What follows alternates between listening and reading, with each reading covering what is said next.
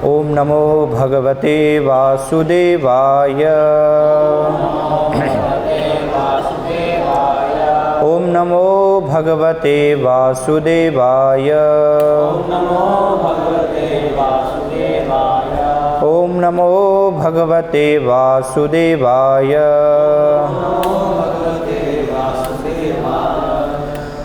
श्रीमद्भागवतम स्कंद 4 अध्याय 12।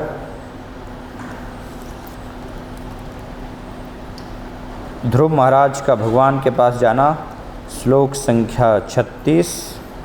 यत् भ्राजमानं स्वरुचा एव सर्वतः लोकाः त्रयः हि अनु बिभ्राजन्ते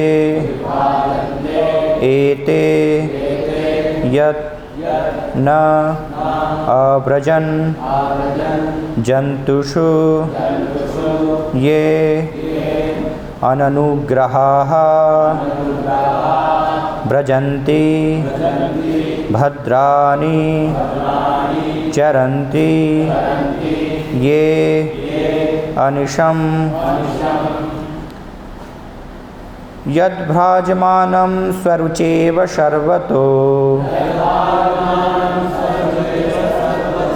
लोकास्त्रयो हि अनुबिभ्राजन्ते ते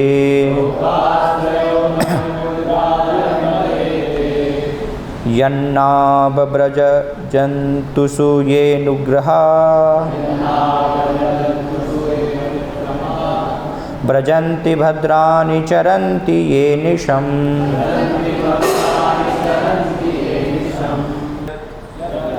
जो लोक भ्राजमानम आलोकित स्वरुचा अपने तेज से एव केवल सर्वतः सब जगह लोकाः लोक त्रयः तीन ही निश्चय ही अनु तत्पश्चात बिभ्राजन्ते प्रकाश करते हैं एते ये यत् जो लोक न नहीं अव्रजन पहुँच गए हैं जंतुषु जीवात्माओं को ये जो अननुग्रहाः रुष्ट व्रजन्ति पहुँचते हैं भद्राणि शुभ कार्य चरन्ति प्रवृत्त होते हैं ये जो अनिशम निरंतर। अनुवाद तथा तात्पर्य श्री श्रीमद्भय चरणारविंद भक्ति वेदांत स्वामी श्रील प्रभुपाद के द्वारा। जो लोग दूसरे जीवों पर दयालु नहीं होते वे स्व तेजोमय इन वैकुंठ लोकों में नहीं पहुंच पाते जिनके प्रकाश से इस भौतिक ब्रह्मांड के सभी लोक प्रकाशित हैं। जो व्यक्ति निरंतर अन्य प्राणियों के कल्याणकारी कार्यों में लगे रहते हैं केवल वे ही वैकुंठ लोक पहुँच पाते हैं। तात्पर्य यहाँ पर वैकुंठ लोकों के दो पक्षों का वर्णन हुआ है। पहला तो यह है कि वैकुंठ लोक को सूर्य तथा चंद्रमा की आवश्यकता नहीं है। इसकी पुष्टि उपनिषदों तथा भगवद गीता से होती है। न तद्भासते सूर्यो न शशांको न पावकः।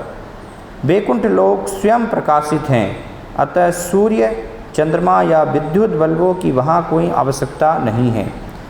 तथ्य तो यह है कि वैकुंठ लोकों का प्रकाश ही आकाश में प्रतिबिंबित होता है।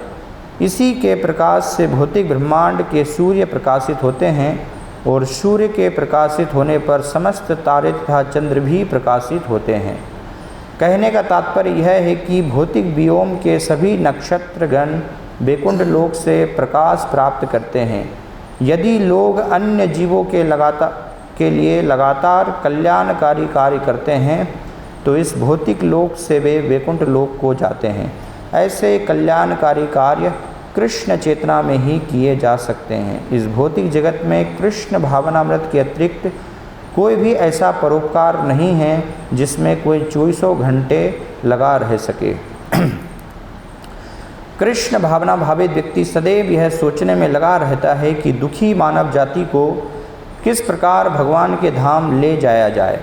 यदि उसे समस्त पतित जीवों को उबारने में सफलता नहीं मिलती तो भी कृष्ण चेतना में होने के कारण उसके लिए वैकुंठ का द्वार खुला रहता है। वह स्वयं वैकुंठ लोक में प्रविष्ट होने का पात्र तो रहता ही है। यदि कोई उसका अनुसरण करता है तो वह भी वैकुंठ लोक को जाता है। अन्य लोग जो ईर्ष्या व्यापार में लगे रहते हैं कर्मी कहलाते हैं। वे परस्पर ईर्ष्या करते हैं। वे अपनी इंद्रिय तुष्टि के लिए हजारों निर्दोष प्राणियों का वध कर देते हैं। ज्ञानी लोग कर्मियों के समान पापी नहीं होते, किंतु वे अन्यों को भगवान के धाम ले जाने का यत्न नहीं करते। वे अपनी ही मुक्ति के लिए तपस्या करते हैं। योगी भी आत्मोन्नति के लिए ही योग शक्ति प्राप्त करने के प्रयास में लगे रहते हैं, किंतु भक्त अर्थात वैष्णव जो भगवान के दास हैं वे पतित आत्माओं के उद्धार के लिए कृष्ण चेतना के कार्य क्षेत्र में आगे बढ़कर कार्य करते हैं। केवल कृष्ण चेतना युक्त व्यक्ति ही वैकुंठ लोक में जाने के योग्य होते हैं। इस श्लोक में इसका स्पष्ट रूप से वर्णन हुआ है और भगवद गीता में भी इसकी पुष्टि हुई है, जहाँ भगवान कहते हैं कि जो व्यक्ति भगवद गीता का संदेश विश्व भर में प्रचारित करता है उसके समान उन्हें कोई अन्य प्रिय नहीं है। ओम अज्ञानतिमिरान्धस्य ज्ञानञ्जनशलाकया चक्षुन्मिलितं तस्मै श्रीगुरुवे नमः। श्रीचैतन्यमनोभीष्टं स्थापितं येन भूतले स्वयं रूपकदा मह्यं ददाति स्वपदान्तिकं। वन्देऽहं श्रीगुरो श्रीयुतः पदकमलं श्रीगुरुन् वैष्णवांश्च श्रीरूपं साग्रजातं सहगण रघुनाथान्वितं तं सजीवं साद्वैतं शावदूतं परिजनसहितं कृष्णचैतन्यदेवं श्रीराधा कृष्णपादान् सहगण ललिता श्री विशाखान्वितांश्च। जय श्री कृष्ण चैतन्य प्रभु नित्यानंद श्री अद्वैत गदाधर श्रीवासादि गौर भक्तवृंद। हरे कृष्णा कृष्ण कृष्ण हरे हरे, हरे राम राम राम हरे हरे। हरे कृष्णा। प्रपात इस श्लोक में दो विषयों के बारे में वर्णन कर रहे हैं। सबसे पहले तो ध्रुव महाराज को वैकुंठ लोक प्राप्त हुआ है, तो वैकुंठ लोकों का वर्णन कर रहे हैं कि कैसे वैकुंठ लोक स्वयं भगवान के प्रकाश के द्वारा वो आलोकित होते हैं। उनको बाहर से चंद्रमा के प्रकाश की या सूर्य के प्रकाश की आवश्यकता नहीं होती है, बल्कि इस भौतिक जगत में हम देखें तो उल्टा है। यहाँ पर भौतिक जगत जो प्रकाशित होता है सूर्य के द्वारा और चंद्रमा के द्वारा, तो श्रील प्रभुपाद समझा रहे हैं कि ये प्रकाश आध्यात्मिक वैकुंठ लोकों का प्रकाश है, उसका प्रतिबिंब है। क्योंकि वैकुंठ लोक स्वयं प्रकाशित हैं, तो इसलिए उनका जो प्रकाश है वो इस भौतिक जगत में प्रतिबिंबित होता है, जिसके कारण सूर्य और सूर्य के माध्यम से फिर चंद्रमा और बाकी के जितने भी फिर नक्षत्र तारे वो सारे प्रकाशित होते हैं। तो इस प्रकार से वैकुंठ लोक का श्रील प्रभुपाद वर्णन कर रहे हैं। भगवद गीता में भी जैसे बताया गया, न तद्भासते सूर्यो न शशांको न पावक यद गत्वा न निवर्तन्ते तद धाम परमम मम, कि मेरा धाम ऐसा है कि जहाँ पर ना सूर्य की आवश्यकता है ना चंद्रमा की आवश्यकता है, क्योंकि वो स्वयं भगवान के द्वारा प्रकाशित है। लेकिन हालांकि भगवान अपनी लीलाएँ करने के लिए सूर्य को भी प्रकट कर देते हैं वृंदावन में, चंद्रमा को भी प्रकट कर देते हैं जब उनको रासलीला करनी है, लीला संपन्न होनी है ना। ऐसी आवश्यकता नहीं है, लेकिन भगवान चाहते हैं तो वो प्रकट हो जाते हैं। फिर दूसरा प्रपाद यहाँ पर बता रहे हैं कि ऐसे जो स्वयं प्रकाशित स्वयं तेजोमय वैकुंठ धाम है, तो इस भौतिक जगत से उनमें कौन प्रवेश कर सकता है, कौन व्यक्ति उनमें जा सकते हैं, तो उसकी योग्यता बता रहे हैं। सबसे महत्वपूर्ण जो योग्यता है, तो यहाँ पर प्रपाद लिख रहे हैं कि जो व्यक्ति अपने पूरे जीवन भर सभी जीवों के लिए सर्वभूत हिते रतः, है ना, उनके सभी जीवों के कल्याण के लिए प्रयासरत रहते हैं। और कैसा कल्याण, जैसे चेतन महाप्रभु बताते हैं, भारत भूमि तो है मनुष्य जन्मजार, जन्म सार्थक करी पर उपकार। तो चेतन महाप्रभु उपकार करने की बात कर रहे हैं, लेकिन कौन सा उपकार? पर उपकार, क्योंकि उपकार भी अलग अलग प्रकार से होता है। देह के स्तर पर भी उपकार होता है, मन के स्तर पर उपकार होता है। और चेतन महाप्रभु जो उपकार करने की बात कर रहे हैं, किनसे? भारतवासियों से, जिन्होंने भारत भूमि में जन्म लिया है, तो उनको पर उपकार करना चाहिए। पर का अर्थ होता है पर अर्थात परे। जैसे आत्मा के बारे में वर्णन किया गया है कि आत्मा की जो स्थिति है वो क्या है? परे की स्थिति है, इस भौतिक जगत से उसका कोई भी संबंध नहीं है ना, इसलिए उसको इस भौतिक जगत से परे बताया गया है। परोपि मनुते अनर्थम यया सम्मोहितो जीवो आत्मानं त्रिगुणात्मकम परोपि मनुते अनर्थम तत्कृतम चाभिपद्यते। तो पर कल्याण करने की बात कर रहे हैं, अर्थात आत्मा के कल्याण की यहाँ पर बात कर रहे हैं कि उपकार करना है, लेकिन आत्मा के लिए उपकार करना है। तो ये चैतन्य महाप्रभु सभी भारतवासियों से निवेदन कर रहे हैं। विशेष रूप से हम जो गौड़ी मठ के अनुयायी हैं, है ना, क्योंकि चैतन्य महाप्रभु की शिक्षा है, ये परंपरा के माध्यम से ब्रह्म गौड़ी वैष्णव संप्रदाय, इसके द्वारा चैतन्य महाप्रभु की सारी शिक्षाएं प्रचारित हो रही हैं, रूप गोस्वामी, षट गोस्वामी के माध्यम से, और बाद में भक्ति विनोद ठाकुर, भक्ति सिद्धांत महाराज, श्रील प्रभुपाद, उनके द्वारा हम इस प्रकार से प्राप्त कर रहे हैं। तो चैतन्य महाप्रभु विशेष रूप से यहाँ पर प्रकट हुए। चैतन्य महाप्रभु को जाना जाता है, किसके लिए जाना जाता है? चैतन्य महाप्रभु हैं महावदान्याय अवतार, कि जो आज तक अनर्पित चरिम चिरात करुणया अवतीर्ण कलो, ऐसी कृपा जो कि इससे पहले भगवान के किसी भी अवतार ने नहीं दी, वो कृपा को देने के लिए चैतन्य महाप्रभु आए। सर्वश्रेष्ठ कृपा, इसलिए उनकी दया को कहा गया है अमंदो दया, है ना, कि जो पहले कभी भी नहीं दी गई इस जगत में। तो इसलिए चैतन्य महाप्रभु की स्थिति में चैतन्य भागवत में बताया गया है, बंदे जगत प्रिय करो करुणा अवतारो, कि वो कैसे अवतार हैं? करुणा के अवतार हैं।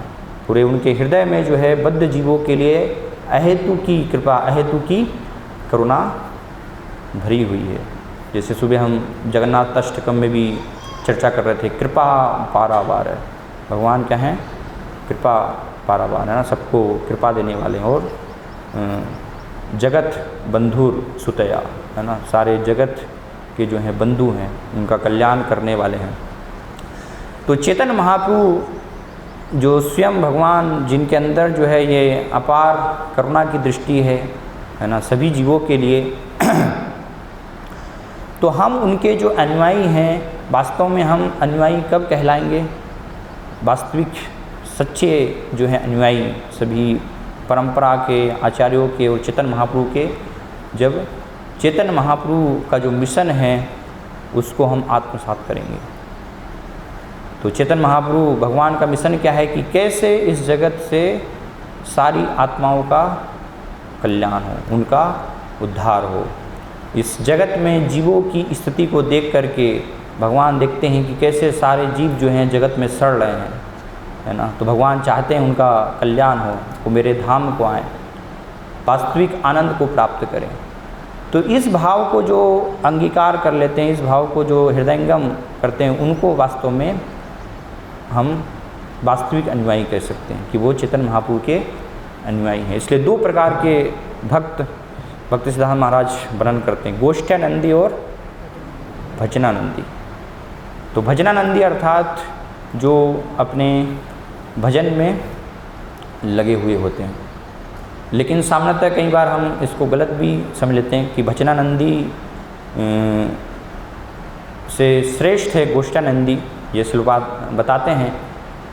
तो इसका अर्थ नहीं है कि भजनानंदी जो हैं वो प्रचार नहीं करते हैं। जैसे गौर कृष्णदास बाबा जी महाराज हैं और जगन्नाथ दास बाबा जी महाराज हैं, बंसीदास बाबा जी हैं, बाद में हम देखते हैं भक्ति विनोद ठाकुर हैं, तो वो भी बाबा जी वेश को ग्रहण करते हैं।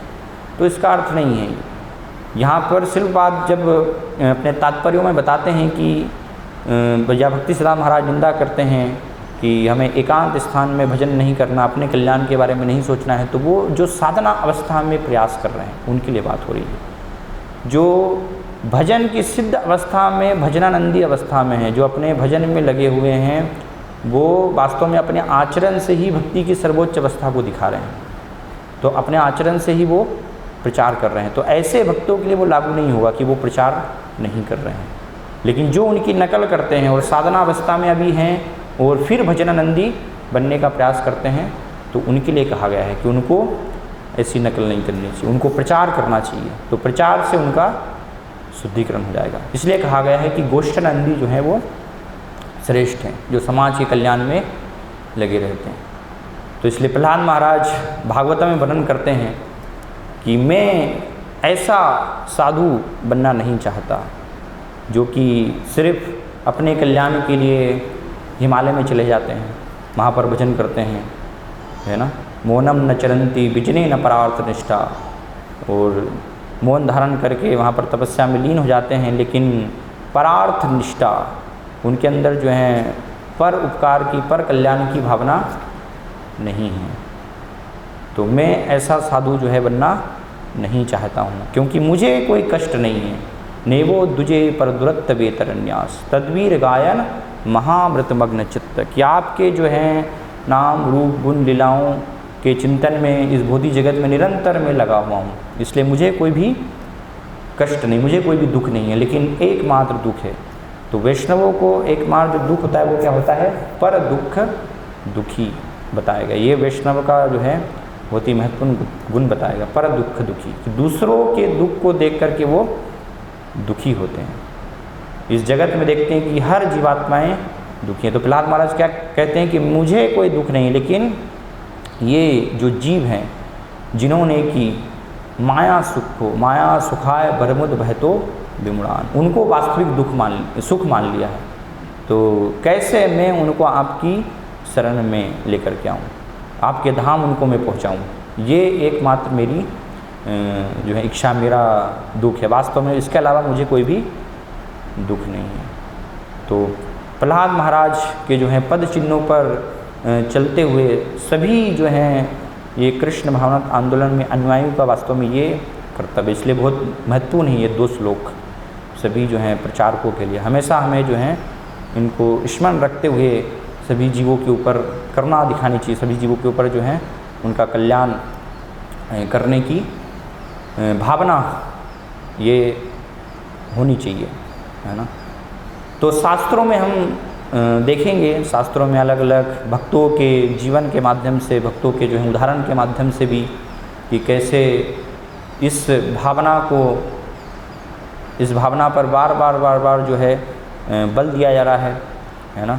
जैसे भागवतम में ही 10वें स्कंद में भागवतम में वर्णन किया गया है, एताव जन्म साफल्यम देही नाम इह देहिषु प्राणे अर्थे धिया वाचा श्रेय आचरणम सदा, कि हर एक मनुष्य का कर्तव्य है देही नाम इह देहिषु, इस देह में मनुष्य देह जिसने भी प्राप्त किया है ना, तो उसका क्या कर्तव्य है? दूसरों के लिए प्राणे अर्थे धिया वाचा श्रेय आचरणम सचा, उस प्राण अर्थ धिया और वाचा 4 प्रकार से ना, स्वयं अपने प्राण न्योछावर करके, फिर धन के माध्यम से, और बुद्धि के द्वारा, और वाणी के द्वारा, सब प्रकार से श्रेय आचरणम सदा, दूसरे जीवों के श्रेय के लिए उसको क्या करना चाहिए?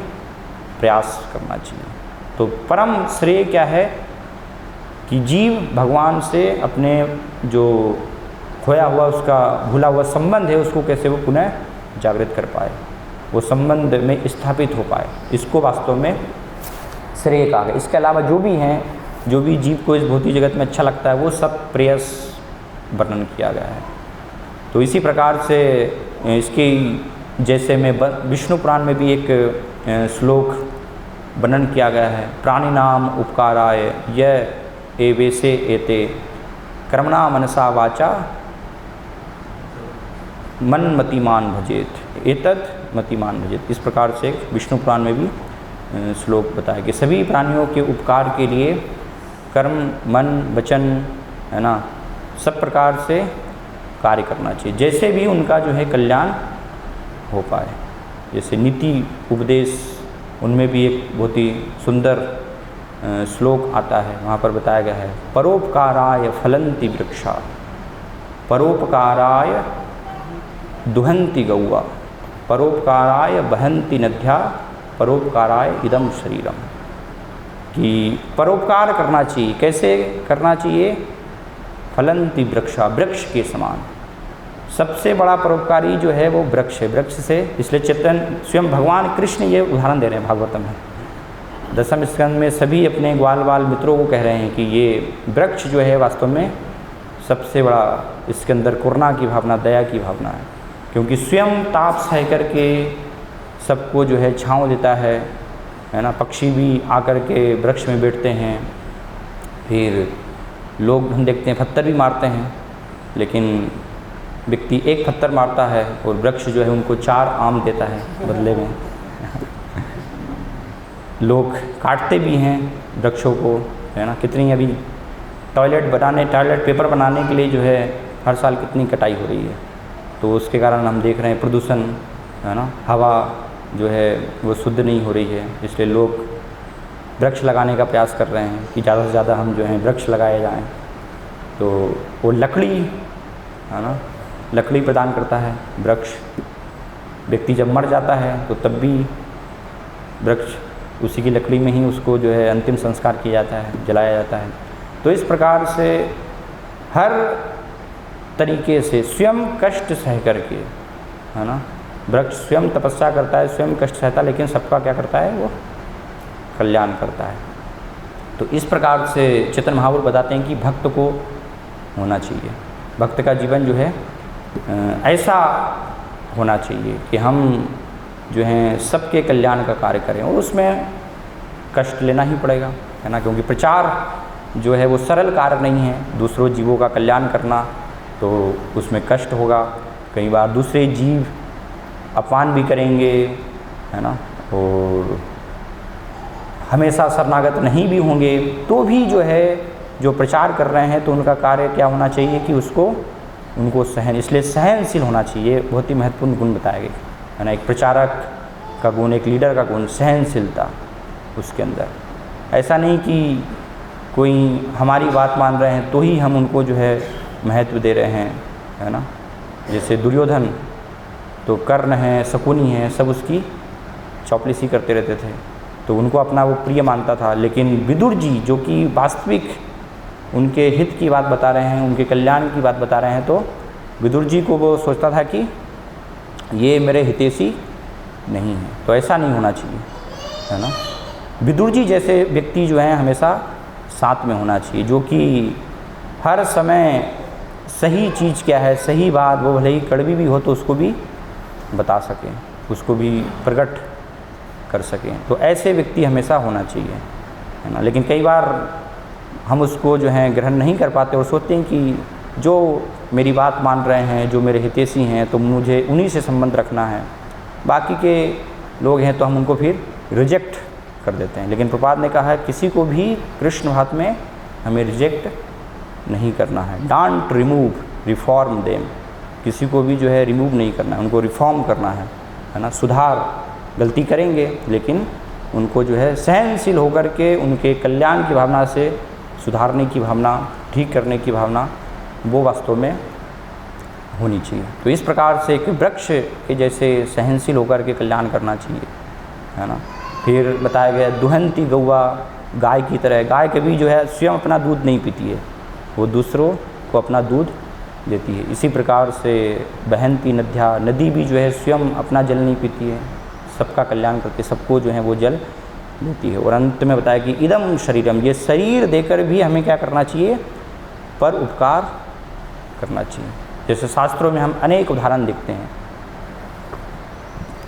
जब देवताओं पर संकट आया इंद्र पर, तो इंद्र के कल्याण के लिए दधीचि ऋषि, बहुत ही प्रसिद्ध उदाहरण है ना, दधीचि ऋषि ने, क्योंकि जो वृत्तासुर थे, वृत्तासुर का वध एकमात्र दधीचि ऋषि के उनकी हड्डियों से एक वज्र का निर्माण होगा और फिर उस वज्र से ही वृत्तासुर का वध हो सकता है।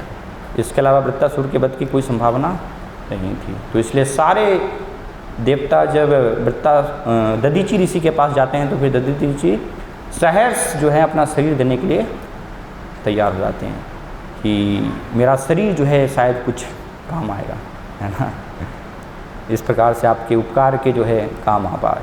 तो दधीचि ऋषि अपना शरीर दे देते हैं और फिर उनकी हड्डियों से जो है इंद्र वज्र का निर्माण करते हैं, फिर उस वज्र से वृत्तासुर का वध हो पाता है। तो इस प्रकार से हम देखते हैं।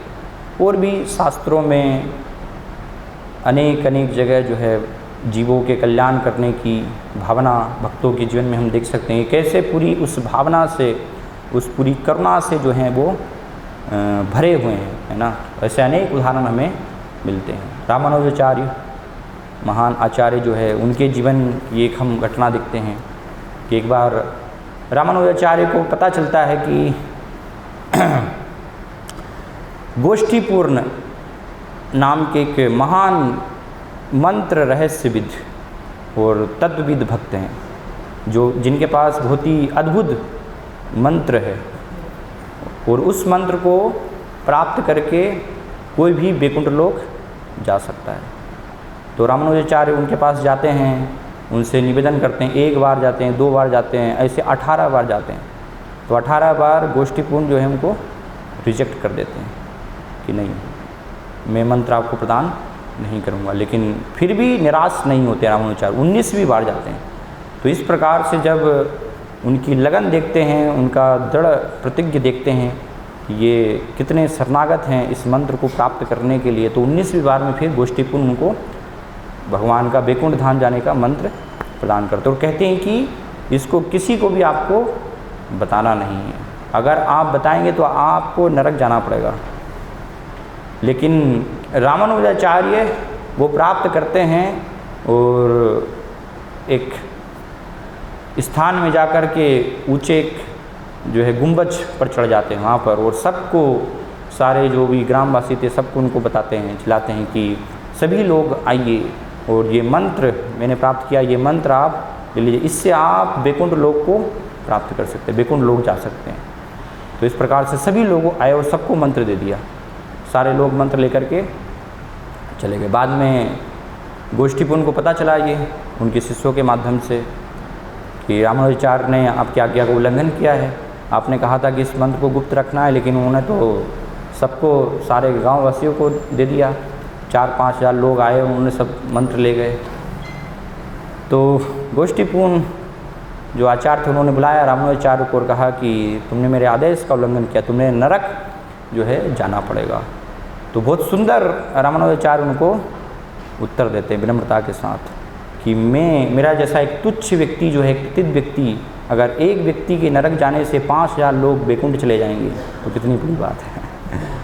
तो इस प्रकार की भावना जब देखते हैं तो गोष्ठीपूर्ण की आंखों में अश्रु आ जाते हैं, उनको गले से लगाते हैं। बाद में गोष्ठीपूर्ण के जो पुत्र रहते हैं उन्हीं की दीक्षा वो रामानुजाचार्य से करवाते हैं कि ऐसी इनके अंदर जो है करुणा है, भावना है सब जीवों का कल्याण करने के लिए, है ना। तो ये रामानुजाचार्य के उदाहरण से हम देख सकते हैं। फिर चेतन चेतामृत में चैतन्य महाप्रभु के महान भक्त वासुदेव दत्त, उनका हम उदाहरण देखते हैं कि चैतन्य महाप्रभु स्वयं जो हैं वासुदेव दत्त के बारे में कहते थे कि ये मैं स्वयं जो है वो वासुदेव दत्त की संपत्ति हूँ और वासुदेव जो है मुझे कहीं भी बेच सकते हैं, मैं स्वतंत्र, मैंने अपने आप को जो है उनको सौंप दिया है। तो क्यों सौंप दिया?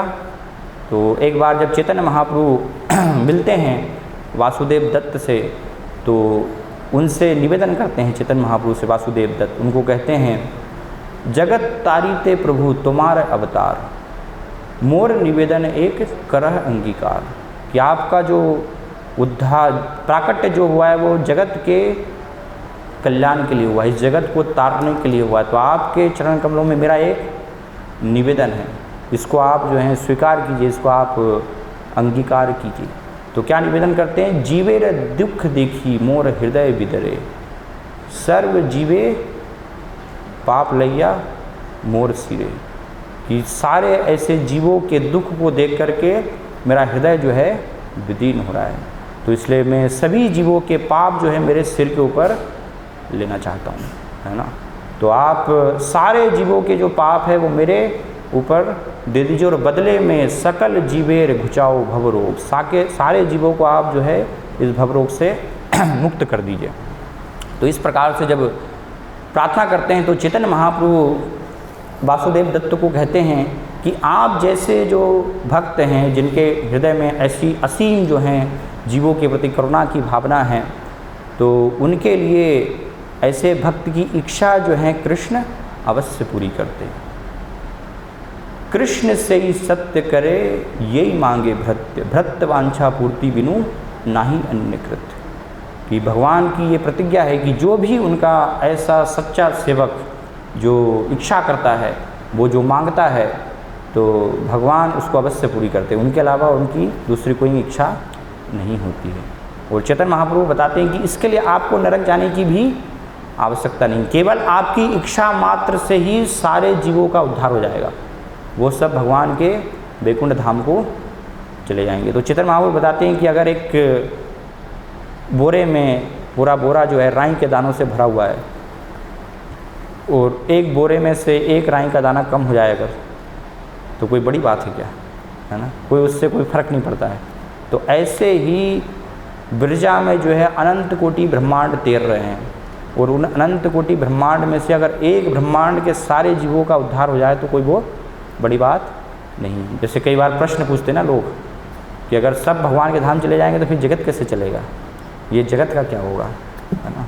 तो संभव आवश्यकता नहीं है उसकी। ऐसे कई जो हैं ब्रह्मांड है, तो एक ब्रह्मांड और एक ब्रह्मांड क्या, अगर सारे ब्रह्मांड भी का भी भगवान उद्धार कर दें भक्ति इच्छा ले तो वो भगवान उसमें भी कोई हानि किसी प्रकार से नहीं है। तो इस प्रकार से चैतन्य महाप्रभु श्री वासुदेव दत्त को कहते हैं कि आपकी इच्छा से ही सबका जो है पूरा इस ब्रह्मांड का उद्धार हो जाए। इसीलिए कहा गया है कि चैतन्य महाप्रभु भक्त गणेर शक्ति धरी जने जने, कि एक एक ब्रह्मांड तारिते शक्ति धरे जने जने, एक एक ब्रह्मांड को तारने की वो शक्ति रखते हैं। अगर वो इच्छा करें, वो चाहें तो हर ब्रह्मांड का उद्धार हो सकता है उनकी इच्छा से ही। भगवान सभी जीवों का जो है कल्याण अपनी अहेतु की कृपा से कर सकते हैं। तो इस प्रकार से वो चैतन्य महाप्रभु बाद में शिवानंद सेन को बोलते हैं, क्योंकि ऐसे जो हैं वो अपार सबका कल्याण करते थे, तन मन धन वाणी सब प्रकार से। जो चार प्रकार बता रहे हैं, प्राणे अर्थे धिया वचा, तो वासुदेव दत्त जो हैं सभी प्रकार से सारा जितना भी उनका धन था, कोष था, वो सब उन्होंने जीवों के कल्याण के लिए लगा दिया। तो चैतन्य महाप्रभु भगवान को ही स्वयं कहना पड़ रहा है शिवानंद से कि ये गृहस्थ हैं तो आप थोड़ा इनका ख्याल रखिए, क्योंकि ये उदार रूप से जो है धन का व्यय करते हैं। लेकिन गृहस्थ हैं तो गृहस्थ को क्या करना चाहिए, कुछ धन बचाना चाहिए।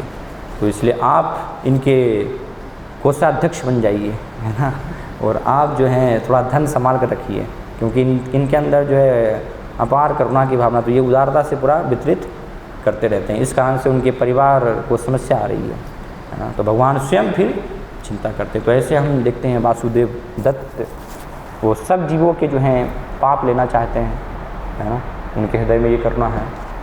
फिर 12 महाजनों में एक जनक महाराज का भी हम उदाहरण देखते हैं। श्रीमद् भागवतम में स्वयंभू नारद शंभु कुमारो कपिलो मनु प्रहलादो जनको भीष्मो बलिर्भैया सकीर्मयम। तो एक बार जनक महाराज जो हैं थोड़े समय के लिए नरक जाते हैं, पद्म पुराण में ये वर्णन किया गया है। और नरक जाते हैं तो वहाँ पर जो जीव सब तड़प रहे थे, किसी को कोई दंड मिल रहा है, किसी को कुछ दंड दिया जा रहा है, ऐसे सारे नरक में कष्ट भोग कर रहे थे। लेकिन उनको जनक महाराज के जाने से ही वहाँ पर शीतलता प्राप्त होती है ना, और बहुत अच्छा उनको लगता है तो जनक महाराज जब फिर नरक से जाने लगते हैं तो वो सब चिल्लाने लगते हैं कि आप यहीं पर रुकिए, है ना, और क्योंकि आपके रहने से बहुत अच्छा लग रहा है हमें। तो जनक महाराज, क्योंकि उनके हृदय में भी महाजन हैं तो स्वाभाविक है ना, सब जीवों के प्रति दया की भावना है, करुणा की भावना है, तो इसलिए फिर वो वहीं रुक जाते हैं कि यहाँ पर ऐसे अगर जीवों को मेरे रहने से कल्याण हो रहा है, उनको सांत्वना मिल रही, तो फिर यही मेरे लिए स्वर्ग है। और यमराज आते हैं, यमराज उनको बोलते हैं कि आप यहाँ पर क्यों आ गए, है ना, यहाँ पर तो पापी लोग आते हैं। तो जनक महाराज आपका तो यहाँ पर नहीं है, आपका तो स्वर्ग में स्थान है, लेकिन वो कहते हैं कि यहीं पर यही मेरे लिए स्वर्ग है, क्योंकि ये सभी जीव जो हैं तो उनकी कृपा से, जनक महाराज की भी कृपा से फिर सारे नरकवासियों का भी उद्धार हो जाता है। यमराज को उनका उद्धार करना ही पड़ता है, क्योंकि भक्त की इच्छा है ना। स्वयं जनक महाराज की जो है महाजन जो धर्म के प्रतिनिधि हैं, उनकी ये इच्छा है, तो सारे नरकवासियों का फिर उनको उद्धार हो जाता है, उनका कल्याण हो जाता है। इस प्रकार से हम देखते हैं जनक महाराज का वर्णन भागवतम में ही। वैष्णवा नाम यथा शंभु, शिव जी जब समुद्र मंथन के समय सबसे पहले हलाहल विष निकला, है ना, तो सबको शिव जी का ही ध्यान आया कि शिव जी ही जो हैं ये कृपा कर सकते हैं, क्योंकि वो आशुतोष हैं और सब पर जो हैं कृपा करते हैं। तो सब सारे देवी देवता सब शिव जी से प्रार्थना करते हैं कि आप हमारा कल्याण कीजिए, हम सब जल रहे हैं, ये पूरा विश्व से जो है अगर आप हमारी रक्षा नहीं करेंगे तो हम सब नष्ट हो जाएंगे। तो शिव जी पार्वती जी से पूछते हैं, पार्वती जी को बताते हैं कि मुझे इनका जो है कल्याण करना चाहिए। तो बहुत अच्छा एक शिव जी जो है श्लोक बोलते हैं, प्राणः स्व प्राणिन पांति साध्व क्षण भंगुर, कि ये देह क्या है, क्षण भंगुर देह है।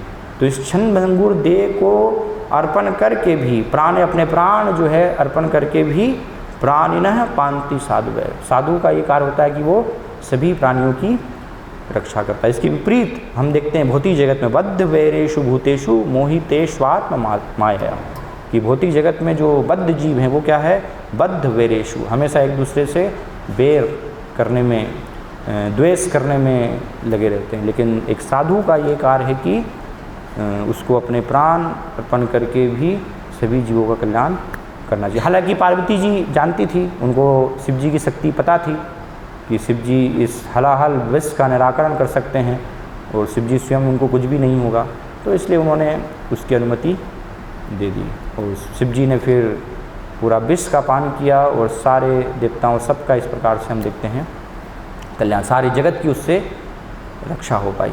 तो ये हम शिव जी का उदाहरण देखते हैं भागवतम में ही।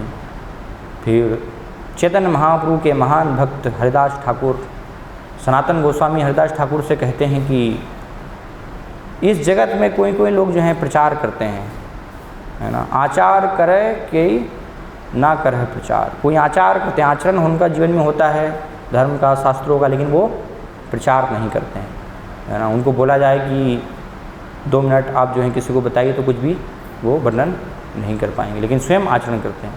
और कुछ लोग जो हैं बहुत अच्छा प्रवचन दे देंगे, घंटों घंटों बता देंगे, लेकिन आचरण कुछ भी नहीं है उनके जीवन में। लेकिन सनातन गोस्वामी बताते हैं कि आप जो हैं नामाचार्य हरिदास ठाकुर, कि आप आचार प्रचार करह दुई कार्य, आप आचरण भी कर रहे हैं, स्वयं अपने जीवन में नाम का, है ना, प्रतिदिन 3 लाख नाम जप 22 घंटे आप निरंतर जप भी कर रहे हैं, और फिर नित्यानंद प्रभु के साथ जाकर के प्रचार भी कर रहे हैं। प्रति घरे घरे गया करो ए भिक्षा, बोलो कृष्ण भजो कृष्ण करो कृष्ण शिक्षा।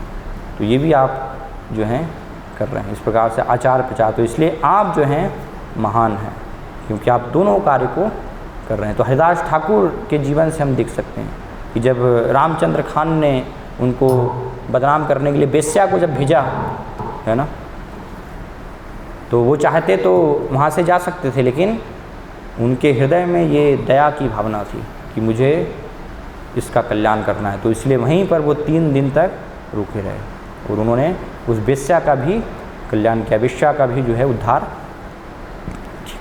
किया। फिर हरदास ठाकुर जब उनको 22 बाज़ार में जब पीटा जा रहा था, है ना, जो कोड़े मारने वाले थे वो थक गए और उन्होंने बोला कि आप अगर नहीं मरेंगे तो जो नवाब है वो हमें मार देगा। तो हरिदास ठाकुर को दया आ गई कि किसी प्रकार से तुम्हारी मृत्यु नहीं होना चाहिए, तो इसलिए मैं स्वयं ही अपने प्राण त्याग देता हूँ, मैं ही मर जाता हूँ, है ना। तो हरिदास ठाकुर ने ही अपने फिर प्राण त्याग दिए। लेकिन उनकी जो कोड़े मारने वाले हैं, है ना, लेकिन भौतिक जगत में हम क्या देखते हैं, उल्टा होता है। अगर थोड़ा सा भी कोई किसी को कष्ट देता है तो फिर बदले में हम भी उसको कष्ट देना चाहते हैं। टिट फॉर टेट उसको कहा गया है ना, जैसे के साथ तैसा वैसा हम करना चाहते हैं। लेकिन भक्त इतने जो है उन्होंने कोड़े मारे, है ना, तब भी उनके प्राण हरिदास ठाकुर ने बचाए, उन पर कृपा की।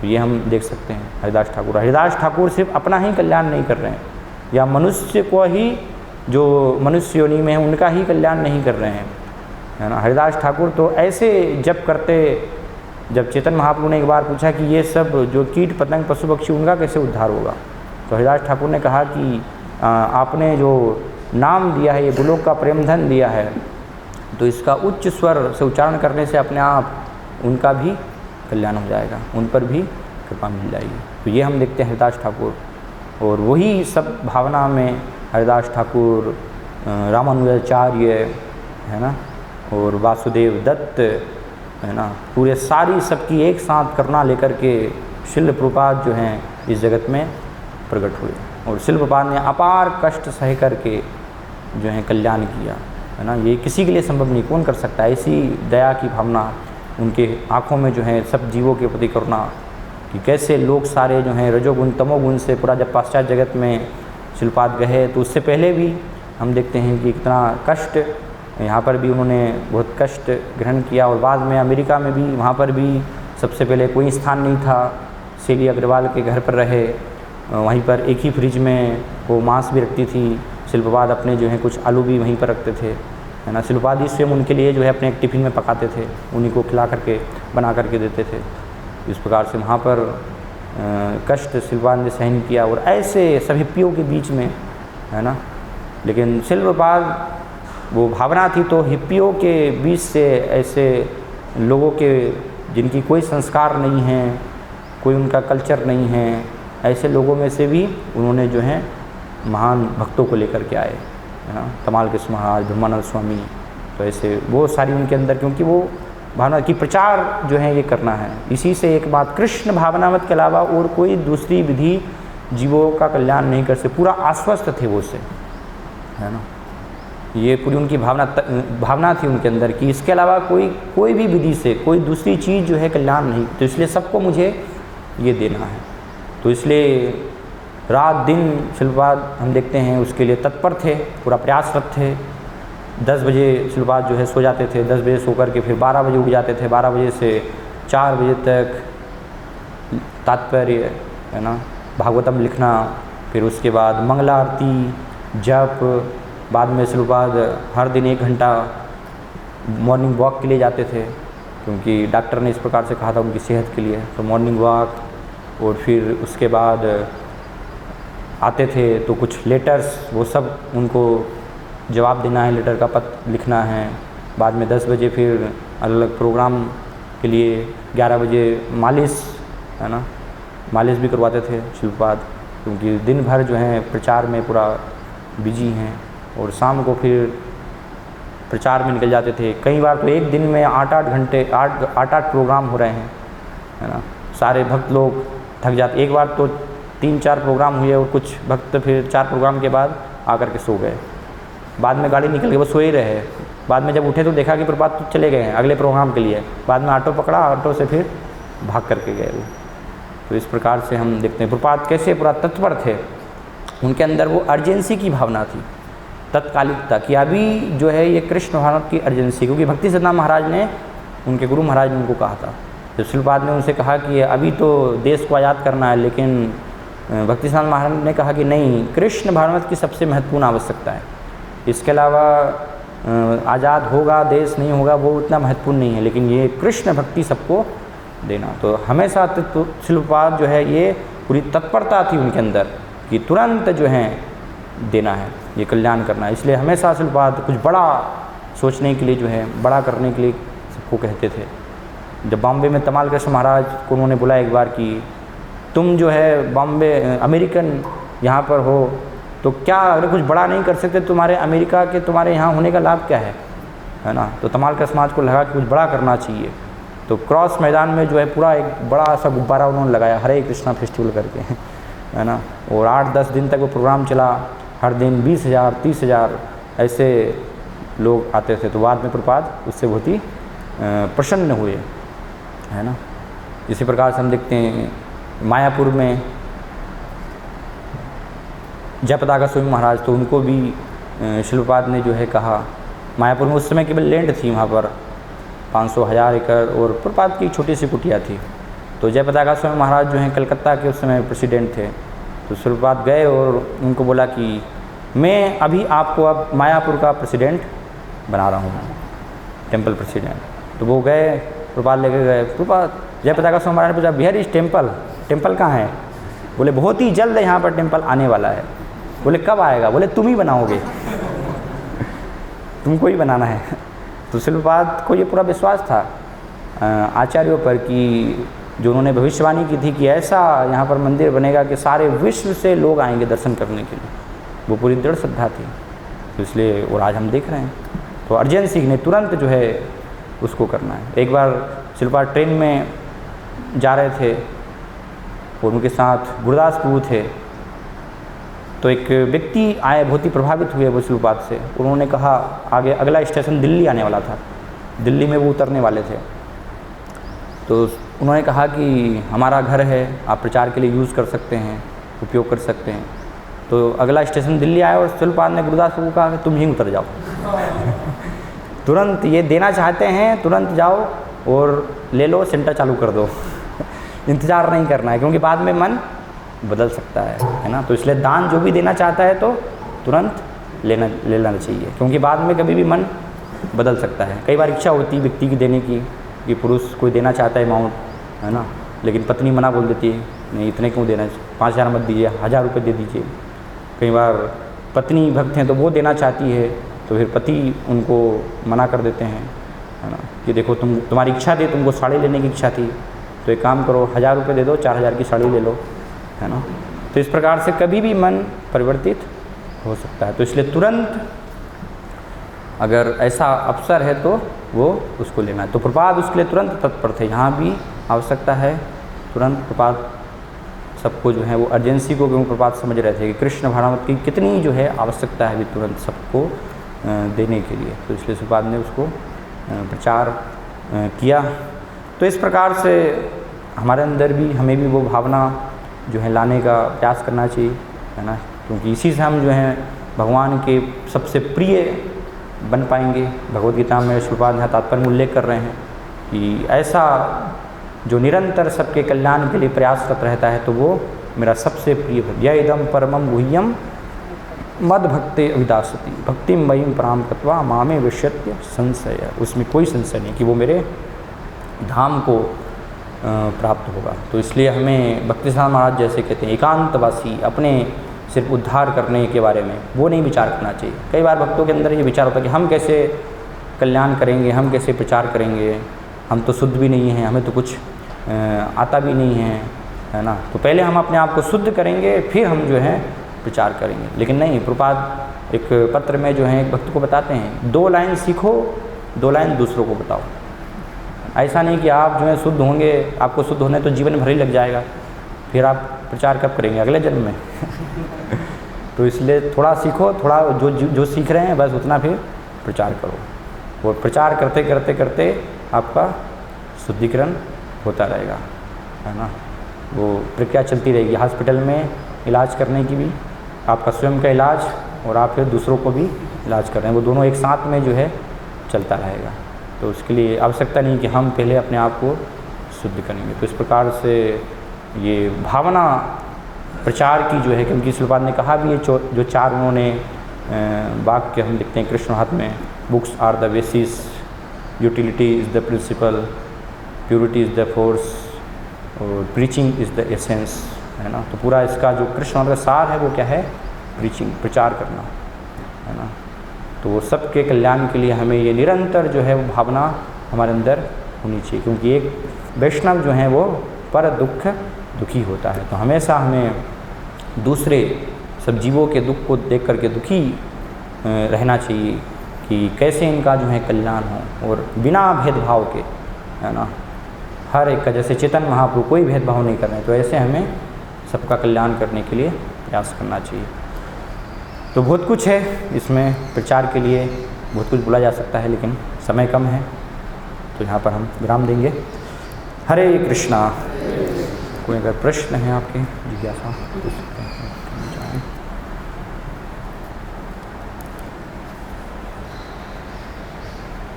ठीक है।